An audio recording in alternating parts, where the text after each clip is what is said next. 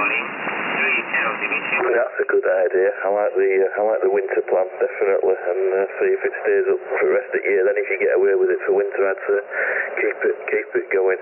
Yeah, I like the little Moxon beams. They look like a nice sort of friendly beam, the Moxon ones.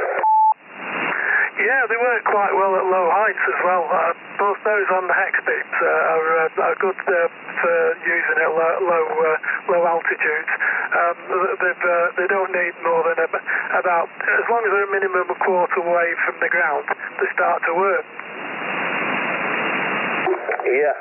Well, I've got a high enough pole, but it's not guide or anything, so I'm really reluctant to put a rotator or anything too heavy on top of it. It's 30 foot long, basically to the feed point of me antenna, and then it's just a vertical, a very lightweight Antron vertical that's on top of that. So it's got hardly any wind resistance. It's got barely any weight. It's kind of manageable without the guy lines as it is. But I think I'd be worried about it getting a bit top heavy if I put a rotator on and a beam. So maybe a beam in a fixed position, quite a lightweight one that's just set whatever, north to south or wherever I want to go, and leave it alone for a bit. I don't know. Maybe that's the way. Yeah, well, all I've got, I used to use aluminium flagpole for my beam and put the rotator on the top section with the antenna on top of it. But then I've moved over to, I got some old fishing poles that were 9 meters long, and I've managed to marry them together so that I've got a really nice thick pole, which is about 6-7 meters long, and I just guide the bottom pole, bottom 2 poles, 2 sections, and then I just get on a chair and just lift the other sections on because they're put-in poles. I just lift the other section on, and you can rotate the antenna without a rotator quite easily with a piece of PTFE board underneath it, so that it just slides around on it quite easily. Ingenious. I like your style. Well, I'm planning all sorts.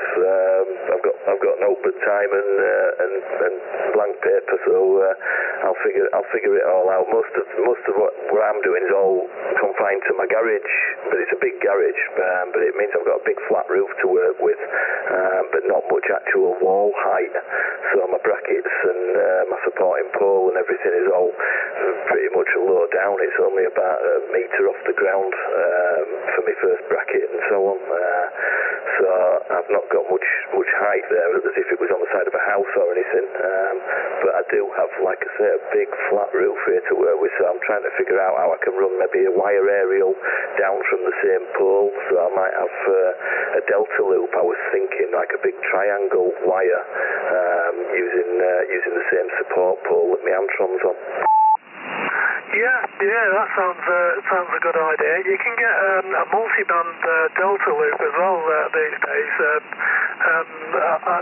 If you look on eBay and places and on the internet, there are quite a few ideas for a multi-band delta loop, which works quite well apparently.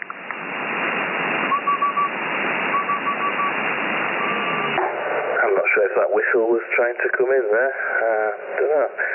Andy, what have you got going apart from, I know you've got, is it the Game Master that you use for your vertical? Yeah, I'm on an 827 antenna, over. Oh, a proper one, big 827, I see.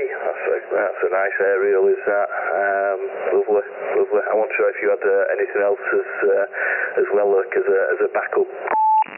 No, I've got a Gain Master in the garage just in case. I've got 2, in fact. I've got one that the person you're talking to made for me, an 827, a Gain Master homemade.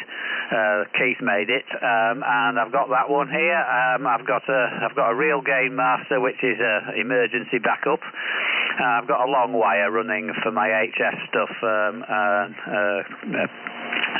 Sorry, Chris.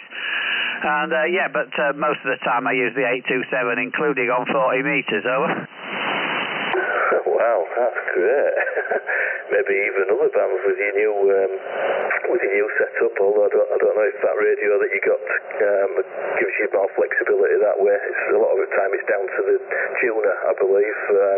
I've no experience with any of that. The only tuning I've got is what's built into this radio, which is fairly limited, I think, compared to the big external ones that you can get. But you've got a good setup there. I reckon that 827, I'd have gone for that if it weren't for the ground planes. I think that's the thing that put me off.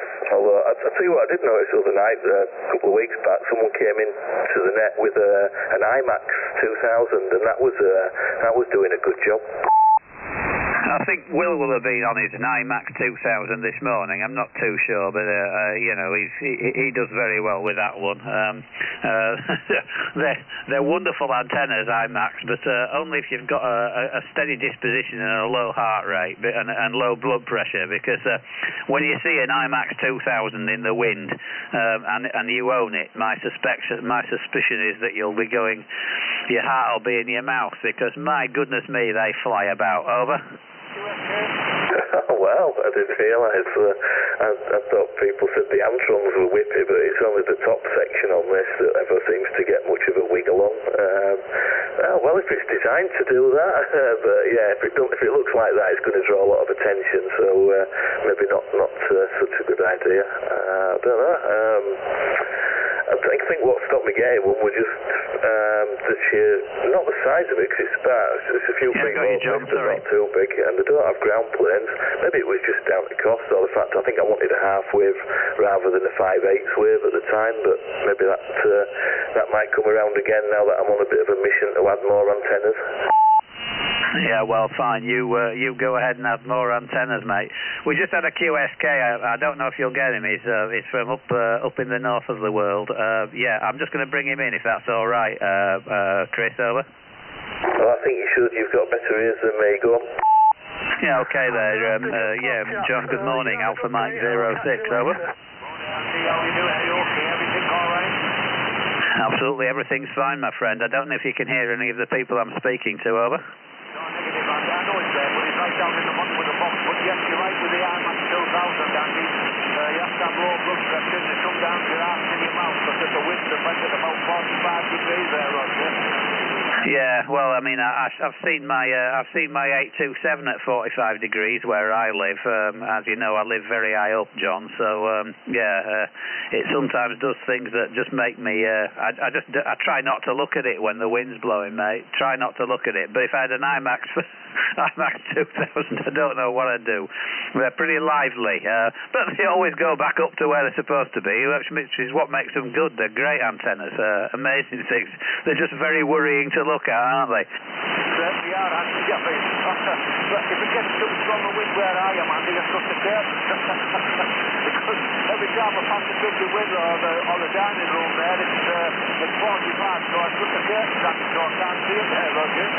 Yeah, that's fair enough. John, I'm just on the side in a Leeds-based queue, so there's a fair few of them on. So I won't hold it with you long, because I was just on the IQSK'd into this conversation, and it's local. So yeah, nice to hear you, John. I hope you get some good DX today. Yeah, no problem, Andy. Take care. I'll catch up with you later. Take care, Andy. Bye-bye. Next day, the gentleman's going to me. Take care. See you later. Bye-bye, Andy.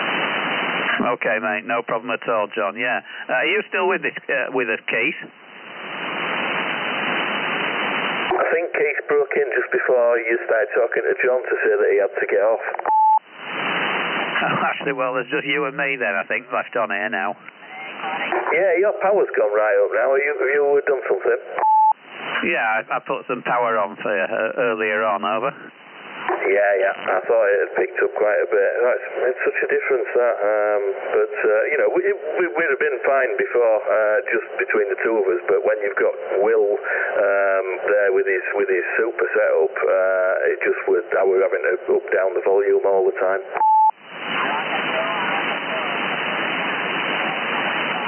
I don't know. There was somebody else there. I'm not sure. They were off frequency. So, yeah. Was there somebody else trying to call in? No, I think it might have just been a bit of foreign stuff going through, my friend. Yeah. Will's you know, a kind of like linchpin of the CB radio community, but he's been missing for a while, and now he's back. So you'll certainly be hearing a lot of him. We're often on in the mornings somewhere around here, or 580 as well. Look around this area of the band in between 450 and the start of Muppet. We're usually around here somewhere in the mornings. So yes, it's a very powerful station. I've been to visit it, and it's quite a remarkable place. I've got quite a bit of his gear here, so various bits and bobs that belong to him rather than me, dummy loads and things. He's kind of like the station of the nation. He can hear everybody in Yorkshire from where he is, everyone. I mean, he's on a hill in your part of the world, and he's straight out down to Sheffield and straight up to Catterick. Over. That's brilliant. That's it. That's what you want. If only I could get some of that height. I don't know. I think what I've got planned for the rest of today. This is the first time I've switched radio on since Wednesday, back where I went after we finished up on Net Wednesday and that, and had that good long chat with Craig and that. Just never got a chance to pop back out, so I don't know what it's been like for the last couple of days. Skip-wise, it sounded like it was just starting to pick up today, but I've got a few things to do, so I'm not sure. It might be a morning job tomorrow or something like that. Did you catch up with Craig today, by the way? Was it today? He said he was. Oh no, that was after Wednesday, wasn't it? So it must have been the Thursday you were going to speak to him when he was up your neck of the woods doing his job. Yeah, I did speak to him yesterday briefly, or maybe it was the day before. It's getting difficult to tell what day is which under this new normal thing.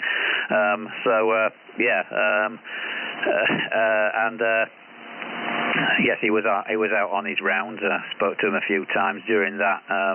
He was never an easy copy that day, but I could hear him on various points, and he kept on calling in. Over. Oh, that's good. Good to know he's back in touch and back on the scene a bit more. Alright.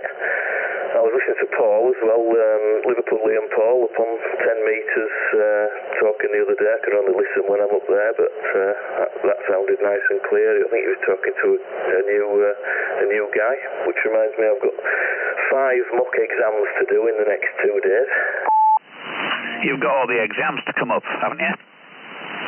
I've got 5 mocks to do that I've been issued with. I did an online training course and